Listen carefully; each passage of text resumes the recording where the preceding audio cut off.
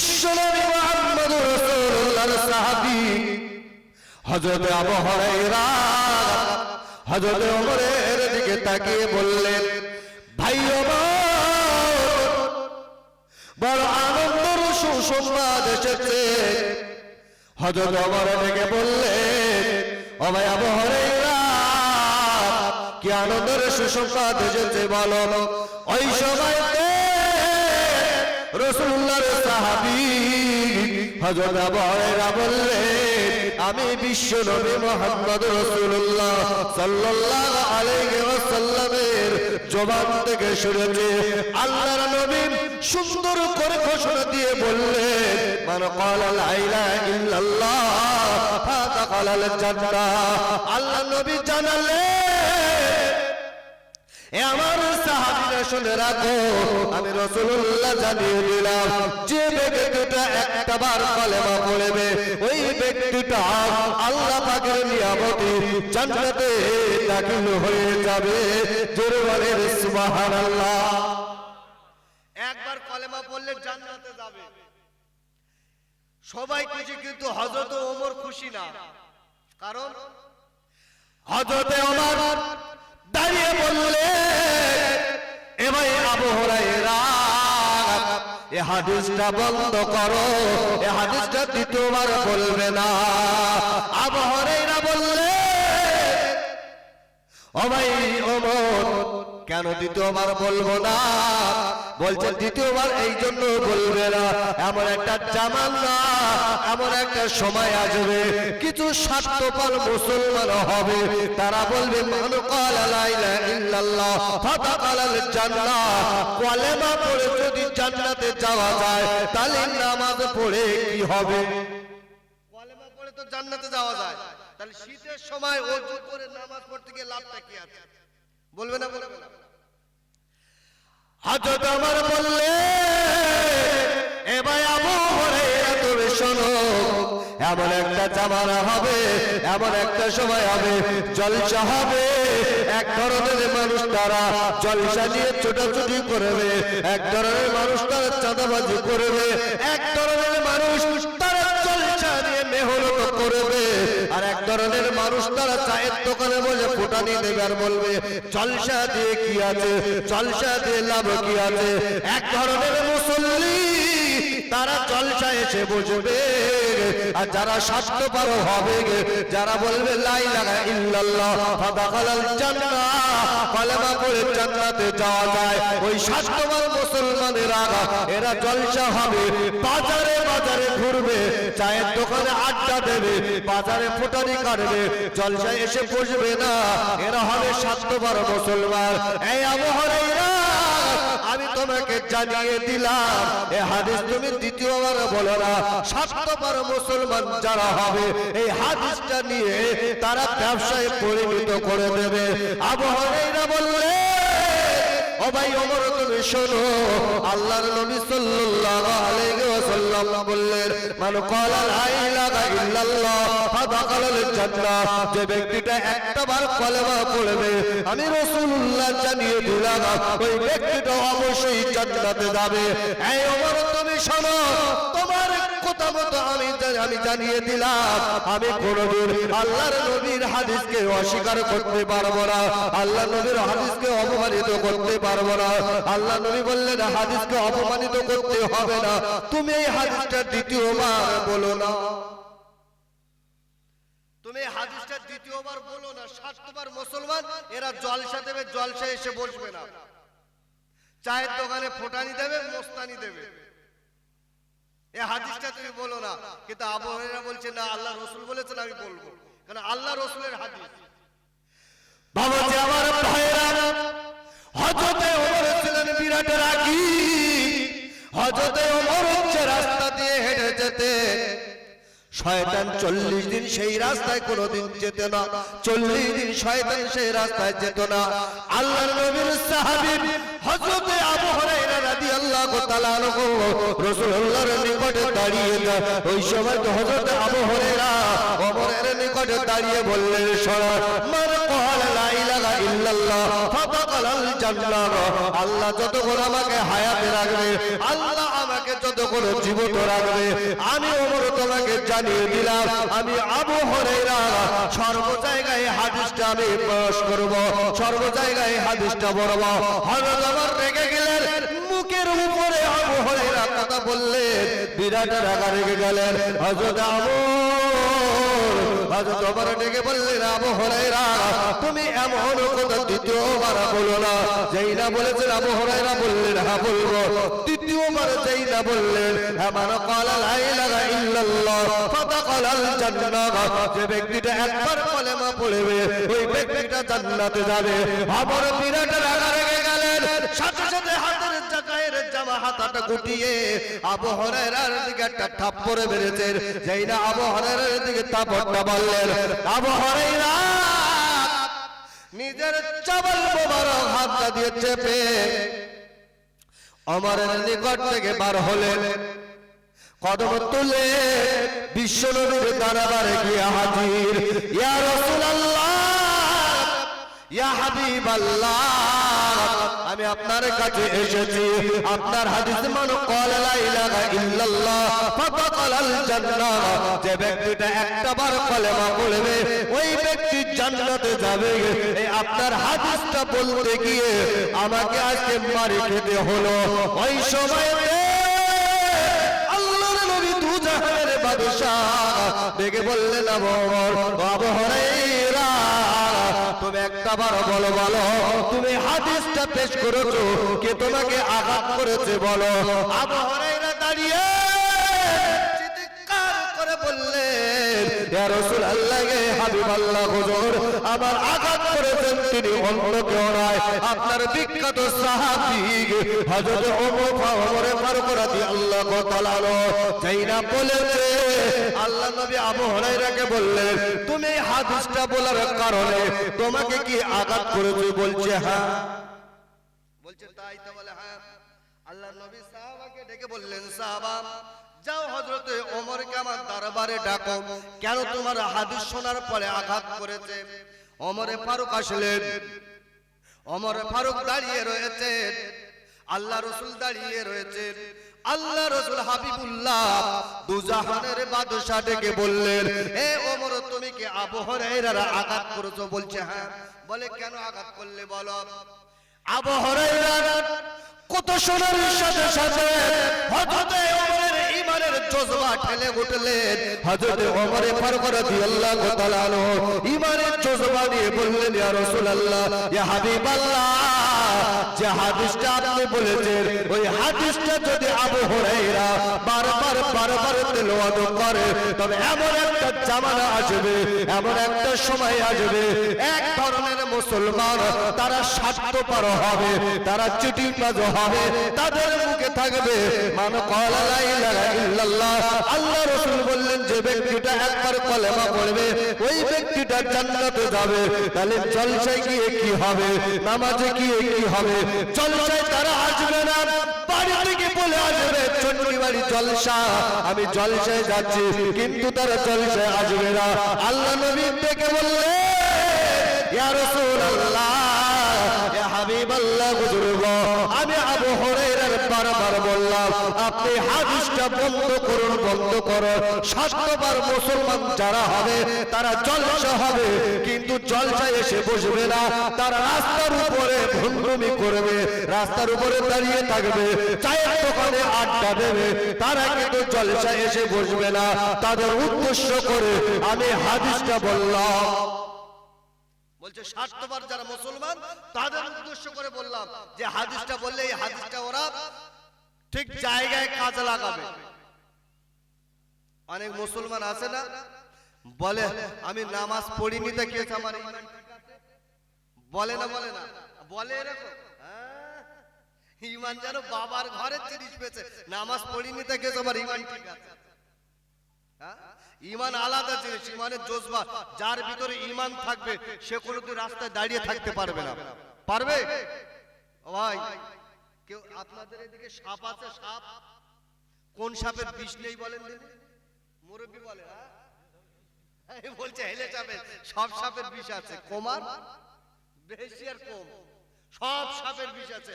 বিজ্ঞান বলছে সব সাপের বিষ আছে। আপনার এই জায়গায় বসে আছেন, একদম আমার এই মুরব্বির বাড়িতে একটা সাপ ঢুকেছে, কি সাপ ঢুকেছে বুঝতে পারি, তবে সাপ ঢুকেছে। আপনার গ্রামে সাপুড়েছে, তাকে বলছে ভাই আমার ঘরে একটা সাপ ঢুকেছে, সাপ ধরতে হবে।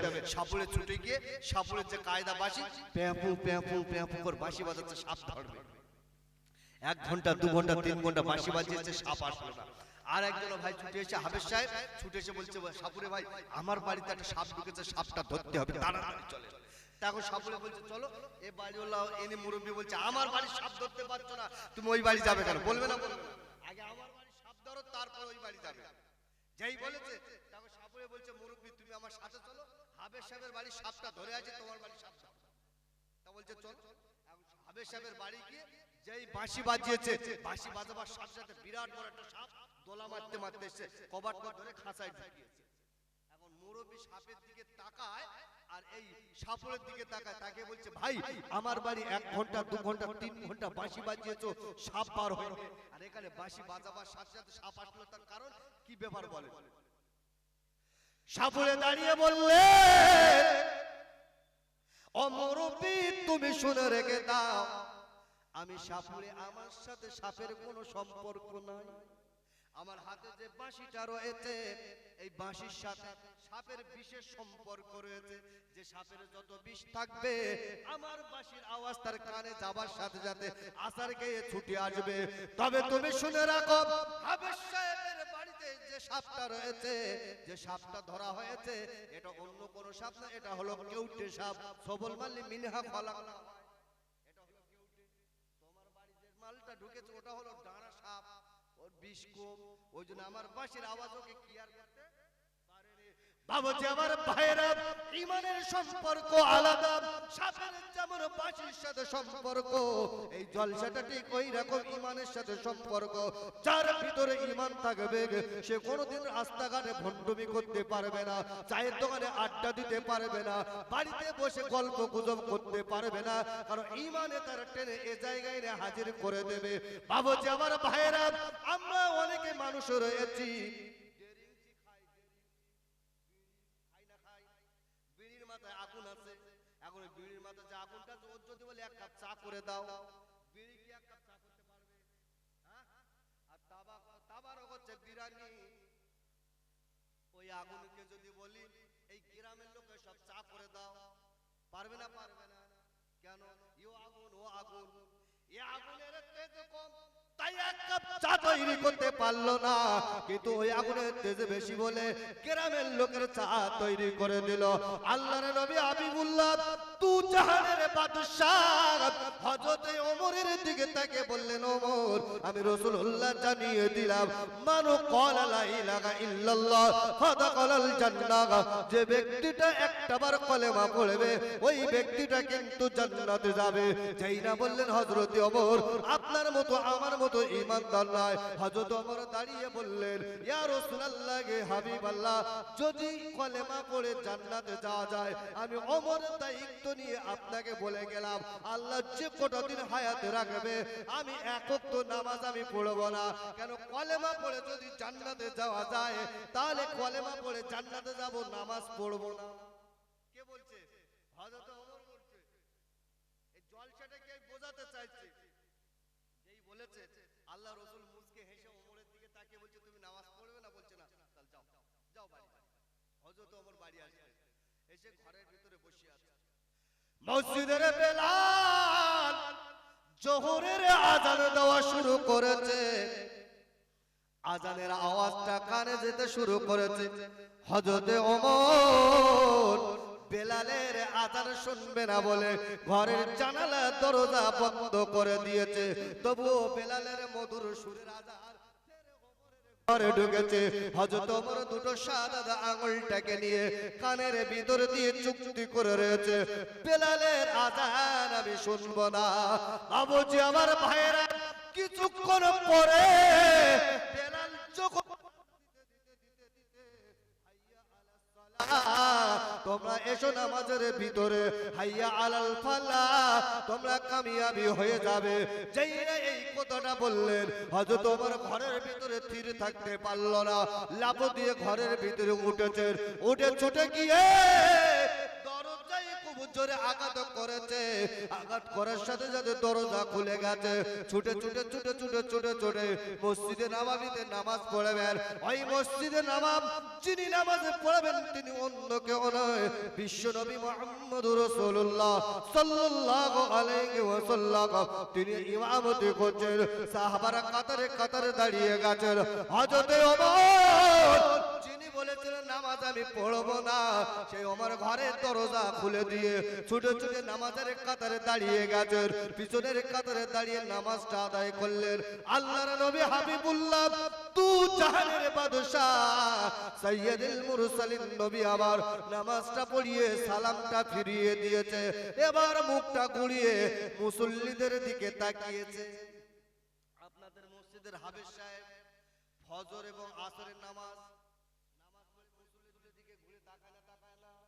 তাকায়। আল্লাহ রাসূল ঘুরে তাকাইছেন মুসল্লিদের দিকে। এখন মুসল্লিদের দিকে তাকিয়ে দেখছে হযরত ওমর পিছনের কাতার নামাজ পড়ছে। বলে সুবহানাল্লাহ। যিনি বলেছিলেন নামাজ পড়বো না, রাসূলুল্লাহর কাছে বসে, আর তিনি পিছনের কাতার নামাজ পড়ছেন। নামাজ সমাপ্ত হয়ে গেছে। আল্লাহ রাসূল মুসকে হাসতে হাসতে বলছে, ওমর আমার নিকট সামনে। আল্লাহর নবী দু জাহানের বাদশা হযরত ওমরের দিকে তাকিয়ে বললেন, ওমর তুমি তো মসজিদে নববীতে দাঁড়িয়ে আমার সামনে দাঁড়িয়ে বলেছিলেন, ইয়া রাসূলুল্লাহ হাবিবাল্লাহ হুজুর মান ক্বালা লা ইলাহা ইল্লাল্লাহ ফাদাখালাল জান্নাহ, যে ব্যক্তিটা কলেমা পড়বে জান্নাতে যাবে।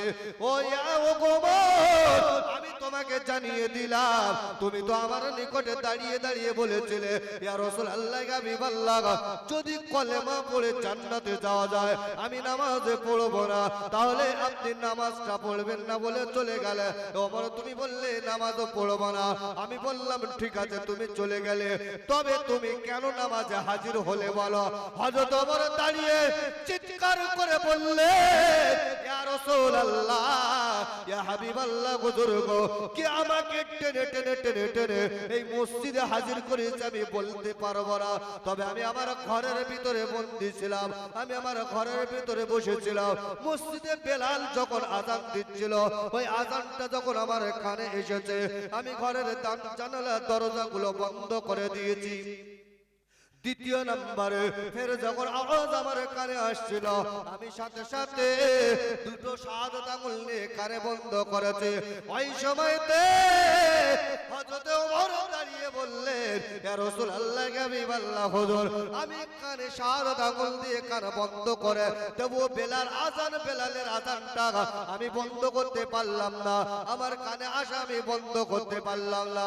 কিছুক্ষণ পরে যখন বেলাল দাঁড়িয়ে হাইয়া আলাস সালাত তোমরা নামাজে এসো তোমরা কামিয়াবি হয়ে যাবে, হাইয়া আলাল ফালাহ তোমরা নামাজে এসো তোমরা কামিয়াবি হবে।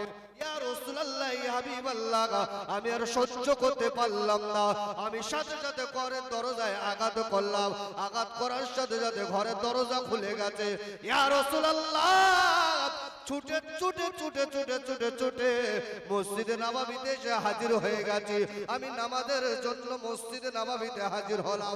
আল্লাহ নবী হাবিবুল্লাহ তু জাহানের বাদশা দেখে বললেন, ওমর তুমি শোনো, তুমি যেদিনকে বলেছিলে আমি নামাজ পড়বো না, আমি রাসূলুল্লাহ আমি হাবিবুল্লাহ আমি তোমাকে জানিয়ে দিলাম, ওই দিন আমি মেনে নিয়েছিলাম যে ওমর যদি ইমানদার হয়, ইমানদার হলে কোনোদিন বাড়ি বসে থাকতে পারবে না, অবশ্যই ওমর নামাজে আসবে।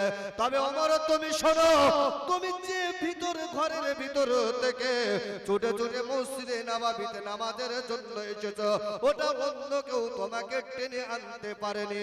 তোমাকে টেনে টেনে মসজিদে যারা হাজির করেছে, যে ব্যক্তি মসজিদে তোমাকে হাজির করিয়ে দিয়েছে তিনি হলেন ঈমান। যার ভিতরে ঈমান থাকবে ওই ঈমান তাকে টেনে টেনে ভালো জায়গায় পৌঁছে দিয়ে দেবে। জোরে বলেন সুবহানাল্লাহ।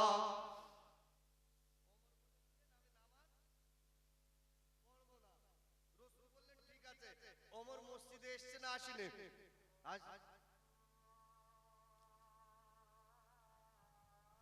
চলেন নামাজ পড়ে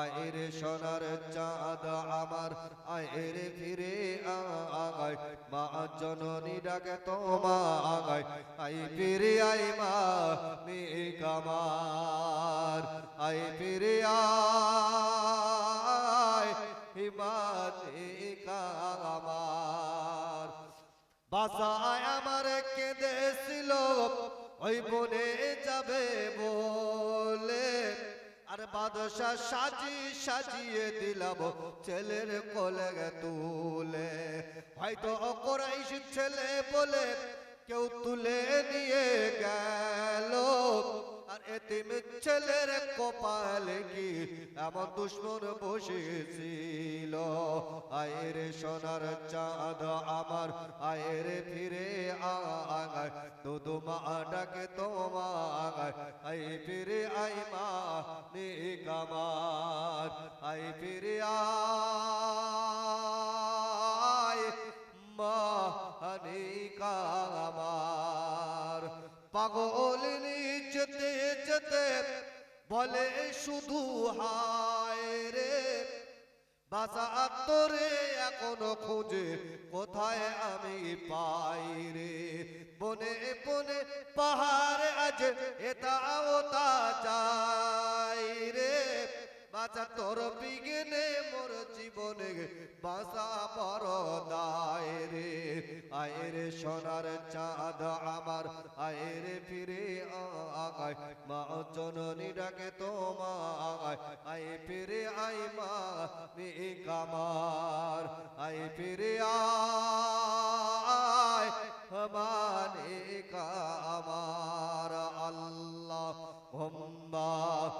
সাল্লি আলা সাইয়্যিদিনা মাওলানা মুহাম্মদ ওয়া আলা আলি সাইয়্যিদিনা মাওলানা মুহাম্মদ একটু জিকির করেন লা ইলাহা ইল্লাল্লাহ লা ইলাহা ইল্লাল্লাহ লা ইলাহা ইল্লাল্লাহ মুহাম্মাদুর রাসূলুল্লাহ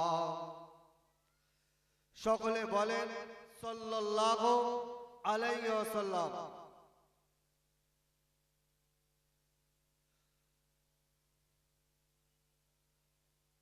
একটু আগে আগে আসেন আগে বসেন সমস্যা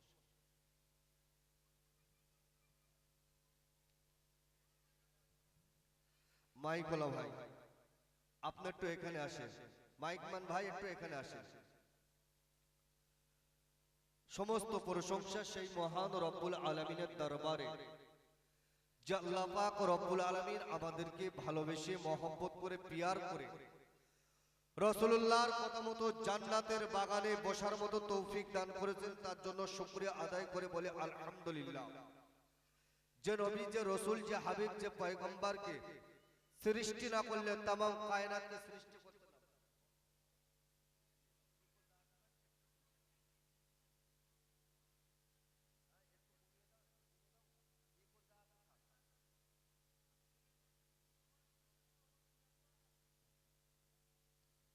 একটু কমিয়ে দেন ইকো ঠিক রেখে দেন হ্যাঁ ঠিক আছে ঠিক আছে যে নবীকে সৃষ্টি করলে तमाम কায়নাতকে সৃষ্টি করতেন না সেই নবীর প্রতি হাজার হাজার দরুদ ও সালাম বর্ষিত হোক সকলে বলেন আল্লাহুম্মা আমিন ভাই এই চণ্ডীবাড়ি মাদ্রাসার জলসা প্রতি বছর হয় এটা আমাদের সকলের জানা জানা আছে না প্রতি বছর হয় তাহলে আজকে আমাদেরকে দাওয়াত করে আনতে হচ্ছে কেন তবে আমরা মুসলমান 100-র মধ্যে 95 জন মুসলমান ইসলাম কি জিনিস সেটা বোঝে না এটা জানে না কলেমা কি জিনিস জানে না জলসা কি জিনিস জানে না কারণ কি জানে বাপ ছিল মুসলমান, আমি হয়েছি মুসলমান। দাদু ছিল মুসলমান, আমি হয়েছি মুসলমান। আমাদেরকে মেহনত করতে হয় না, আমাদের কষ্ট করে ইসলামকে নিতে হয় না, কলেমাকে নিতে হয় না, যার জন্য আজকে আমাদের অবস্থাটা এই হয়েছে। ও ভাই, 100-র মধ্যে 95 জন মুসলমান, এনারা হুজুকে মাতাল হয়েছে। কলেমা বোঝে না, নামাজ বোঝে না, জলসা বোঝে না, হুজুকে মাতাল। মানে মাতাল দেখবেন মদ খেয়ে যখন রাস্তা দিয়ে যায়, ওই রাস্তাটা মনে হচ্ছে সবর বাপের। ঠিক বলছি না? একবার ঢাকা যা আছে সব আমার বাপের। 3 জন মদ খেয়ে রাস্তা দিয়ে যাচ্ছে, যারা এই বাইরে ঘুরপাক খাচ্ছে, এদের উদ্দেশ্য করে বলছে, এরা একদম মাতালের থেকে আরো খারাপ, জঘন্যতম খারাপ। কারণ মাতাল দেব মসজিদ দেখলে লুকে দাঁড়ায়, হুজুর দেখলে দেবো দাঁড়ায়, ওদের দেবো হায়া আছে, লজ্জা আছে। আরে যারা বাইরে এখন জলসা উপলক্ষে মেলায় ঘুরছে, এরা মাতালের থেকে আরো খারাপ, বেহায়া বেলজ্জিত। এদের জন্য SIR এদের জন্যই হচ্ছে। যত সমস্যা এনার্জি এদের জ্বালায়। কারণ যে পুকুরে দেখবেন পালা থাকবে, জাল ফেলতে অসুবিধা হয় না, হয় না কিছু। আমাদের মতো নামধারী মুসলমান, এদের জন্য আজকে আমাদেরকে অসুবিধা পড়তে হচ্ছে। 3 জন মাতাল মদ খেয়েছে, মদ খেয়ে রাস্তা দিয়ে হেঁটে হেঁটে বাড়ি যাচ্ছে। 3 জনে মাতাল মদ খেয়ে টলতে টলতে বাড়ি যাচ্ছে, আর একে অপরে গল্প করছে। করতে করতে বলছে, ভাই তুই বাড়িকে শোবি কোথায়? তাহলে কেন আমি নিচে শোবো? বলে খাটনি। বলছে না। আর একজন বলছে টালির ঘর, আর একজন বলছে কোন রকম সরকার একটা তেলপল দিয়েছিল, সেই তেলপল খাটিয়ে আমরা রয়েছি। বলছে তাই? তাহলে জীবনে করলামটা কি? তাহলে কি আর করবো, মদ খেয়ে গিয়ে সব শেষ করে দিল। তা বলছে তাই, তাহলে চল। এখন 3 জনে মদ খেয়ে একটু কায়দা মতো হেঁটে হেঁটে যাচ্ছে। যেতে যেতে দেখছে রাস্তার বাড়ি, একটা 3 তলা বাড়ি, ঝিকঝাক করা বাড়ি, বাড়ি দেখতে বেশ খুব সুন্দর বাড়ি। এরা 3 জনে তখন বলছে এই দেখ, এত সুন্দর বাড়ি তো আমরা জীবনে তৈরি করতে পারবো না, আর শুতেও পারবো না। একটা কাজ কর, 3 জন মিলে ঠেলে বাড়লে যাই, চল এই ঠেলে বাড়লে যাবো, চল। তার একজন বলছে যাবে কি? বলে হ্যাঁ যাবে, মানে তুই ঠেল না। তা সবাই কাঁসামের ওই পাকা বাড়িতে মাথা দিয়ে ঠেলে নিয়ে যাচ্ছে। আচ্ছা ঘর যাবে কি? গা দিয়ে বল বল করে ঘাম বার হচ্ছে, এত পরিমাণ ঘাম হচ্ছে। বলছে হবে না। কি হবে? তাহলে সব খোল। জামা খুলেছে, গেঞ্জি খুলেছে, খুলতে খুলতে লুঙ্গিও খুলে দিয়েছে। পুরো ন্যাংটো, মাতাল তো পুরো ন্যাংটো খুলে 3 জনের জামা কাপড় সব এক জায়গায় রেখে দিয়েছে, দিয়ে ঘর ঠেলে যাচ্ছে। হঠাৎ আর একজন মাতাল ওই রাস্তাতে যাচ্ছে, যেতে বলছে দেখেছিস এই মাতালদের কাণ্ড দেখ। ইও মাতাল বলে আমি মূর্খ হতে পারি, আমার হাতের লেখা ভালো আছে, নামাজ না করতে আমার ইমান ঠিক আছে। বলছে মাতালদের কাণ্ড দেখ, ন্যাংটো হয়ে ঘর ঠেলছে। এ মাতাল কি করেছে, ওদের জামা কাপড় যা ছিল সব বগল দাবাই করে হেঁটে পালিয়ে চলে গেছে। এরা ঠেলিয়ে নিয়ে যাচ্ছে। কিছুক্ষণ পরে বলছে এই দেখ সন্ধ্যে তো কত ঠেলছি, ঘর যাচ্ছে তো, তোর যাচ্ছে মানে এই দেখ কতটা গেছ কে, তোর বুঝলি কি? তাহলে যেখানে জামা কাপড় খুলেছিল একটা জামা কাপড় দেখা যায় না, মানে ঘর অর্ধেক চলে গেছে। বাবুজি আমার ভাইয়েরা, ও যুবকেরা, জওয়ানেরা, মুসলমান 100-র মধ্যে 95 জন বর্তমান সময় মাতালের মতো পরিণত হয়েছে। যারা মাতালের মতো হবে তাদের অবস্থা কিন্তু খারাপ হবে। জলসা হবে, জলসায় আসবে না, মসজিদে আজান হবে, মসজিদে যাবে না, কিন্তু তাদের অবস্থাটা খারাপ হবে। যদি বলেন কেন? কেতাবটার নাম হলো মুকাশশিফাতুল কুলুব। ওই মুকাশশিফাতুল কুলুব ইমাম গাজ্জালী রাহমাতুল্লাহ আলাইহি লিখেছেন, আল্লাহর নবী হযরত ঈসা আলাইহিস সালাতু ওয়াস সালাম এক রাস্তা দিয়ে ভ্রমণ করতে শুরু করেছে। এমন অবস্থায় দেখা যায় মুসা নবীর জামানায় আমাদের মতো মাতালের মতো একজন মানুষ। আমাদের যেমন জলসা ভালো লাগে না, জলসার বদর মার্কা শালিয়েছে, শালির হাত বগল দাবাই করলে ফুচকা খাওয়াতে লেগেছে। এ মুসলমান, লজ্জা থাকার দরকার আছে। বাপ যাবে, চাচা যাবে, ভাই যাবে, হুজুর যাবে। হুজুর যাবে কি করছে? মেলায় ঘুরপাক খাচ্ছে। খাচ্ছে না খায় না? মেলায় ঘুরপাক খাচ্ছে। বাবুজি আমার ভাইরা, নামধারী মুসলমান দাঁড়িয়েছে, আল্লাহ নবী ঈসার দিকে তাকিয়ে বললেন, ওগো আল্লাহর নবী ঈসা আলাইহিস সালাতু ওয়াস সালাম, আপনি এত সুন্দর ব্যাগটাকে নিয়েছেন, এই ব্যাগটা নিয়ে পোটলাটা নিয়ে আপনি ব্যাগটা হাতে করে নিয়ে কোথায় যাবেন বলেন? আল্লাহর নবী ঈসা আলাইহিস সালাতু ওয়াস সালাম বেগে বললেন, ভাই শোনো, আল্লাহ পাকের নিয়ামত, তাম পৃথিবীর যে নিয়ামতটা রয়েছে আল্লাহ পাকের নিয়ামত দেখবো। আল্লাহ পাকের নিয়ামত যদি দেখা যায় আমার ঈমানটা মজবুত তৈরি হবে। তাই আল্লাহ পাকের নিয়ামত দেখার জন্য আমি ভ্রমণ করতে বার হয়েছি। আমার আল্লাহ কোরআন শরীফের ভিতরে জানিয়েছে, ফান্তাশিরু ফিল আরদ, হে আমার বান্দা বান্দি, আমি তোমাদেরকে জানিয়ে দিলাম আমার নিয়ামত যদি দেখতে হয় তাহলে পৃথিবীটা ভ্রমণ করে দেখো। বাবাজি আমার ভাইরা, তাই আল্লাহ নবী ঈসা বললেন আমি ভ্রমণ করতে যাব। কিতাবটার নাম হলো আকায়েদে মাসাইল, লেখক হচ্ছে ইমাম গাজ্জালী রাহমাতুল্লাহ আলাইহি। ওই সময় তো ওই মুসলমানটা দাঁড়িয়েছেন, ওগো আল্লাহর নবী ঈসা আপনি দাঁড়িয়ে যান, ভ্রমণ করতে গেলে সাথী সঙ্গী লাগে। আমাদের পীর সাহেব হুজুর আসছে, সাথে সঙ্গী আছে। আমরা বাইরে যখন জলসা যাই সাথে সঙ্গী যায় না, সঙ্গীর দরকার। ঈসা নবী সাথে বলছে আমি যাব। আমাদের মতো মুসলমান বলছে হুজুর আপনার সঙ্গী হব আমি, আপনার ব্যাগটা ববো আমি। ঈসা নবী বলছে পারবে না, আমি একজন নবী, তুমি একজন সাধারণ মানুষ। জলসা যাবে না, মসজিদে যাবে না, তুমি যাবে কিভাবে? বলছে হ্যাঁ যাবো। নবী ঈসা বলছে আমার সাথে যেতে গেলে তোমার দুনিয়াবি ময়া ছাড়তে হবে, ত্যাগ করে দিতে হবে, সব বাদ দিয়ে যেতে হবে। বলছে দুনিয়ার ময়া সব ছেড়ে দিলুম, তবু আপনার সাথে যাব।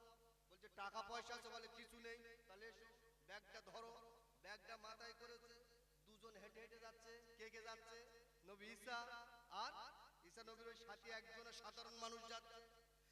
বাবাজি আমার ভাইয়েরা, মরুভূমির পর দিয়ে হেঁটে হেঁটে যায়। কিছুক্ষণ যাবার পরে ঈসা নবীর সাথে থমকে দাঁড়িয়ে গেছেন। ওগো আল্লাহর নবী ঈসা আলাইহিস সালাতু ওয়াস সালাম, আমরা অনেকটা রাস্তা অতিবাহিত হলাম, অনেকটা রাস্তা হেঁটে আসলাম, কিন্তু এখন দেখা যায় আমাদের খিদের তাড়নাটা বেড়েছে, বিরাট খিদে পেয়েছে। খাবার ব্যবস্থা করুন।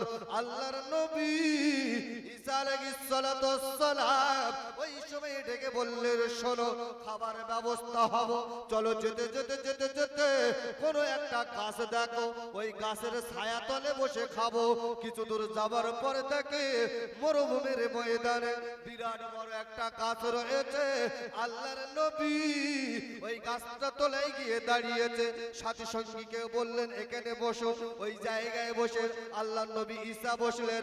আল্লাহর নবী ঈসা আলাইহিস সালাতু ওয়াস সালাম এবার ওই ব্যাগটাকে খুললেন। ওই ব্যাগের ভিতর হাত দিয়ে একটা কাগজ বার করলেন। ওই কাগজের ভিতরে মাত্র 3টে রুটি রয়েছে।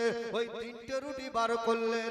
একটা রুটি আল্লাহর নবী ঈসা আলাইহিস সালাতু ওয়াস সালাম তিনি তার জামার উপরে রাখলেন, আর একটা রুটি আল্লাহর নবী ঈসা আলাইহিস সালাতু ওয়াস সালাম ওনার সাথে যে সঙ্গী রয়েছে ওনার হাতে দিয়েছে। একটা সাথে দিয়েছে, একটা নিজের কাছে রেখেছে, আর একটা নিয়ে ব্যাগের ভিতরে দিয়েছে, খাও। ঈসা নবী সাথে খেলেন, ঈসা নবী খেলেন, একটা রুটি ব্যাগের ভিতরে।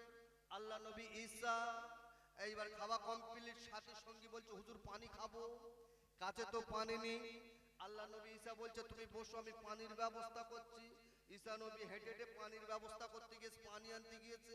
আর এ তো সাধারণ মানুষ, আমাদের মতো মাতাল মতফলের মতো সাধারণ মানুষ।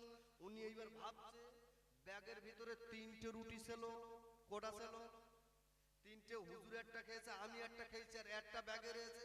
এরপরে যখন খিদে পাবে তখন ওই একটা রুটি কেটে অর্ধেক ভাগ হবে, তখন পেট ভরবে না।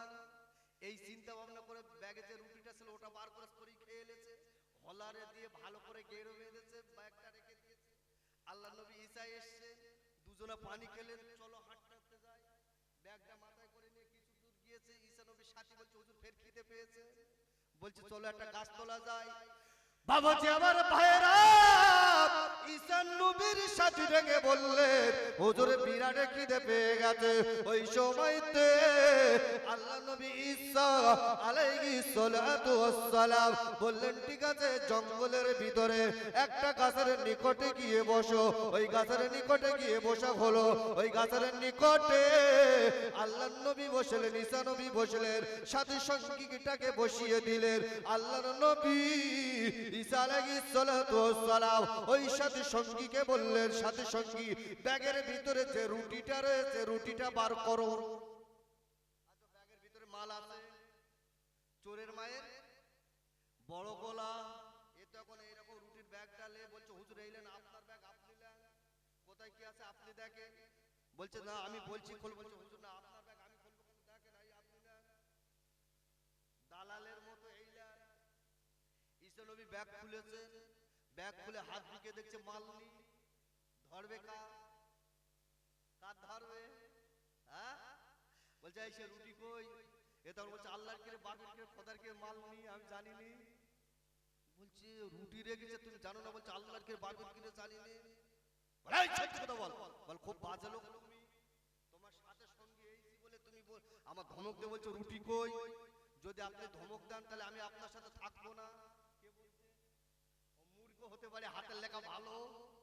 বাবা আমার ভাইয়েরা ও যুবকেরা জনেরা, আল্লাহর নবী ঈসা আলাইহিস সালাতু ওয়াস সালাম এবারে ডেকে বলল ঠিক আছে তুমি কি রুটির খবর বলতে পারবে না? ওই সবাই বললেন হুজুর না আপনার ব্যাগের ভিতরে কি ছিল আমি জানি না, অর্থাৎ রুটির কথা আমি বলতে পারবো না। আল্লাহর নবী ডেকে বললেন ঠিক আছে চলো আমরা দুজনে হাঁটতে শুরু করি। কোন মার্কেট, কোন দোকান, কোন ভালো জায়গা পেলে সে জায়গায় আবার আমরা খাবারের ব্যবস্থা করব। এই না বলে হেঁটে হেঁটে জঙ্গলের ভিতরে চলে যায়।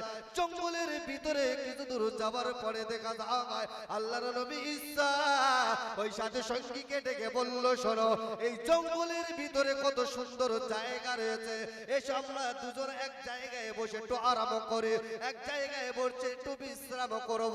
এই না বলে আল্লাহ নবী ঈসা আলাইহিস সালাতু ওয়াস সালাম একটা গাছ তলায় বসলেন, সাথী সঙ্গীটা আর একটা গাছ তলায় বসলেন।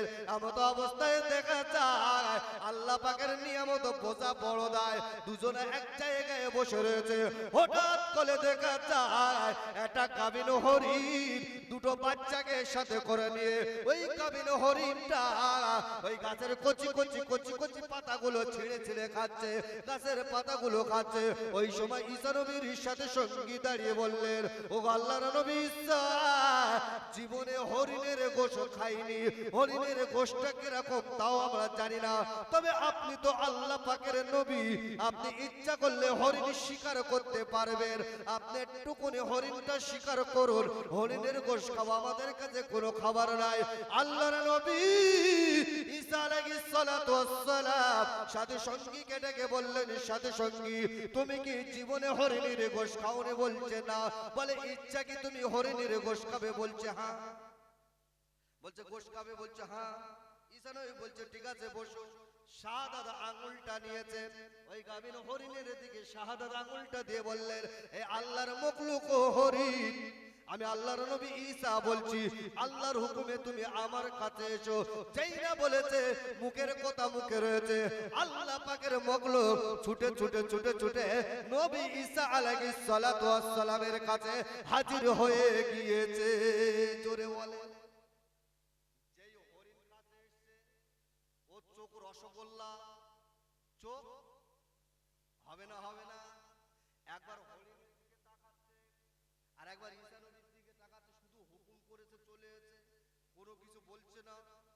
ঈসা নবী বলছে ব্যাগের ভিতর ছুরি রয়েছে বার করো, ছুরি দাও, ছুরি দিয়ে বিসমিল্লাহ আল্লাহু আকবার, গাভীর হরিণটা জবাই হয়ে গেল।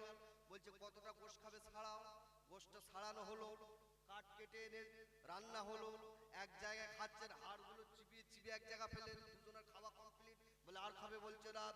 বাবুজি আমার ভাইরা আল্লাহর নবী ঈসা আলাইহিস সালাতু ওয়াস সালাম এবার ওই যে হাড়গুলো চিবুনো হয়েছে, চিবিয়ে যে জায়গায় ফেলে দেওয়া হয়েছে ওই দিকে শাহাদাত আঙুলটা তুলে বললেন, আল্লাহ পাকের মখলুক, আমি নবী ঈসা জানিয়ে দিলাম, তুমি যে জঙ্গলের ভিতরে ছিলে ওই জঙ্গলের ভিতরে চলে যাও। মুখের কথা মুখে রয়েছে, ওই গাভীর হরিণটা আবার জীবিত হয়ে ছুটে ছুটে জঙ্গলের ভিতরে ছুটতে শুরু করেছে। জোরে বলেন সুবহানাল্লাহ। ঈসা নবীর সাথে অবাক হয়ে গেল, ঈসা নবীর সাথে অবাক, একবার এদিকে তাকায় একবার ওদিকে তাকায়। নবী ঈসা আলাইহিস সালাতু ওয়াস সালাম সেই সাথী সঙ্গীকে ডেকে বলছে, এই সত্যি কথা বল, আমার সে রুটি কই বল। গোশ খাওয়ানো হয়েছে, হরিণ ছুটেছে, বলছে আমার রুটি কই বল। ও তখন বলছে তওবা আস্তাগফিরুল্লাহ, হুজুর আপনি কেরামতি দেখে রুটির কথা বলছে, খুব বাজে লোক। আমি বলছি তো আল্লাহর কসম, আপনার ব্যাগে রুটি আমি হাত দেই না, আমি জানি না। আল্লাহ নবী ঈসা বলছে সত্যি কথা বল, রুটি কই? আল্লাহর কিরা বাবের কিরা আমি জানি না। বলছে জানিস না? চল চল, দুজন হাঁটতে হাঁটতে হাঁটতে যাচ্ছে। কিছু দূর যাবার পরে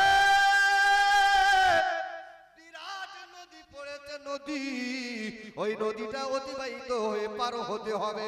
ওই নদীর কিনারায় আল্লাহর নবী ঈসা দাঁড়িয়ে গেলেন। ঈমান কাকে বলে দেখেন, জলসা হবে ঈমানদার কোনোদিন রাস্তায় থাকতে পারবে না, জলসা হবে ঈমানদার কোনোদিন বাড়ি বসে থাকতে পারবে না। যারা বাড়ি বসে ফোটানি করছে বলছে আমার ঈমান ঠিক রয়েছে, তোমার ঈমানটা আন্ডারপ্যানে ঠেকে গিয়েছে। আন্ডারপ্যান যেমন তোলায় থাকে ওই রকম তোমার ঈমানটা তোলায় পৌঁছে গেছে। যদি বলেন কেন, এই জলসাটা হলো ঈমানের সাথে সম্পর্ক। আল্লাহ নবী ঈসা আলাইহিস সালাতু ওয়াস সালাম ওই নদীর কিনারায় দাঁড়িয়ে গেলেন, ওই নদীর কিনারায় দাঁড়িয়ে গেলেন। ঈসা নবীর সাথে সঙ্গী দাঁড়িয়ে গেল। আল্লাহ নবী ঈসা পানির উপর দিয়ে হাঁটতে শুরু করেছেন। কিছু দূর যাবার পরে মুখটা ঘুরিয়ে দেখে ঈসা নবীর সাথে দাঁড়িয়ে রয়েছে আল্লাহর নবী ঈসা আলাইহিস সালাতু ওয়াস সালাম। এবার সাথে সঙ্গীকে ডেকে বললেন তুমি এসো। বলছে হুজুর আপনি তো আল্লাহর নবী, আপনি পানির উপর দিয়ে হেঁটে যেতে পারেন, কিন্তু আমি তো যেতে পারবো না। ও জানে আমি তো হারামখোর, আমি পানির উপর দিয়ে যাব কিভাবে? আল্লাহর নবীর ঈসার দিকে তাকিয়ে বলছে তুমি তো আল্লাহর নবী, তুমি যেতে পারো, আমি যেতে পারি? বলছে এসো। বলছে না। আল্লাহ নবী ঈসা আসলেন, হাতটা ধরলেন, চলো। চোখটা বন্ধ করে চলো। চোখ বন্ধ করে পানির উপর দিয়ে হেঁটে ওপারে গিয়েছে। ওপারে গিয়ে বলছে চোখ খুলো, চোখ খুলেছে। আল্লাহ নবী ঈসা বলছে সে রুটি কই? এই সে রুটি কই? বলে আল্লাহর কিরে বাপের কিরে আমি জানি রে। হুজুর খুব বাজে লোক তো তুমি একটা করে কেরামতি দেখাবে আর রুটির কথা বলবে, খুব বাজে লোক। আমার নদী পার করতে আমি চলে যাব, আমি থাকবো না। ভাই আপনাদের মসজিদের ইমাম সাহেবের কাছে যদি সবাই জলসার টাকা তুলে দেন আর ইমাম সাহেব টাকাগুলো নিয়ে রেখে দিয়ে কিছুদিন পরে বলছে ইমাম সাহেব কত আছে বলো দিন, তাহলে আল্লাহর কিরাম সে জানি না হে কোথায় রেখিলু আমার মনে নেই। আচ্ছা এগুলো আপনারা মেনে নেবেন? সব ভুলের মাপ আছে, একটা ভুলের মাপ নেই। কোনটা বলে? সব ভুলের মাপ আছে, একটা ভুলের মাপ নেই, সেটা হলো ব্যাটন। কি বলেন জানি? জলসা করেছেন, মসজিদের টাকা লাখ মাসের টাকা আছে, একজনের কাছে দিয়েছে, সে হলার ভর্তি করে খাইয়েছে, খেয়ে বলছে কৃষি কি হয়েছে আমি জানি না, আমাকে মাফ করে দাও। এ ভুলের মাপ হবে? শুধু ব্যাটন চালাতে হবে, না তো বাকি সব ভুলের মাফ করে দেওয়া যাবে। আল্লাহ নবী ঈসা বলছে এই সে রুটি কই বল? আল্লাহ কিরে বাকির কিরে আমি জানি না। জানো না? বলছেন না। চল চল চল বাবা যাবার ভাইরা নদী পার হওয়ার পরে দুজনে কদম তুলে ফেরে যখন হাঁটতে শুরু করেছে, কিছু দূর যাবার পরে ঈসা নবীর সাথে সঙ্গী দাঁড়িয়ে গিয়েছেন। ওগো আল্লাহর নবী, আর আমরা হাঁটতে পারছি না, আমি আর চলতে পারছি না, আমাকে একটু খাবারের ব্যবস্থা করে দাও। ওই সময় তো আল্লাহর নবী ঈসা ডেকে বললেন সাথে সঙ্গী তোমার খাবার ব্যবস্থা করব, একটা জায়গা তো আমাদের ঠিক করে নিতে হবে। এই না বলে কিছু দূর গেলেন। কিছু দূর যাবার পরে দেখা যায় একটা গাছ রয়েছে, ওই গাছের নিকটে আল্লাহর নবী ঈসা গিয়ে বসলেন, সাথে সঙ্গীটাকে বসিয়ে দিলেন। চিন্তা ভাবনা করছে খাবারের ব্যবস্থা করতে হবে। এমন অবস্থায় দেখা যায় আল্লাহ পাকের নিয়ামত একটা মুখ মখলুক, একটা পাখি। ওই পাখিটা কত সুন্দর দেখতে, কত সুন্দর চেহারা, কত সুন্দর তার নাক নকশা। ওই পাখিটা কত সুন্দর করে উড়ে উড়ে এসে আল্লাহর নবী ঈসা যে জায়গায় বসে রয়েছে ঠিক ওর থেকে একটু কোণে দূরে গিয়ে বসে আছে। পাখিটা বসে ঈসা নবীর দিকে তাকিয়ে রয়েছে। পাখিটা দেখতে বড় সুন্দর। ঈসা নবীর সাথে সঙ্গে ছুটে ছুটে এসে হাজির হয়ে গেল। হুজুর হুজুর, পাখিটা দেখতে বড় ভালো লাগছে। এই পাখিটা যদি শিকার করা যায়, এই পাখিটা যদি মারা যায়, তাহলে এই পাখিটা জবাই করে খাওয়া আমাদের জন্য জায়েজ হবে। আপনি পাখিটা শিকার করার ব্যবস্থা করুন। আল্লাহ নবী ঈসা বললেন, না না না না না, এত সুন্দর পাখিকে শিকার করা যাবে না। আল্লাহ নবী ঈসার সাথে ডেকে বললেন, হুজুর, জঙ্গলের ভিতরে আপনি হরিণ শিকার করে দিয়েছেন, মুখে বলেছেন হরিণ চলে যেতে।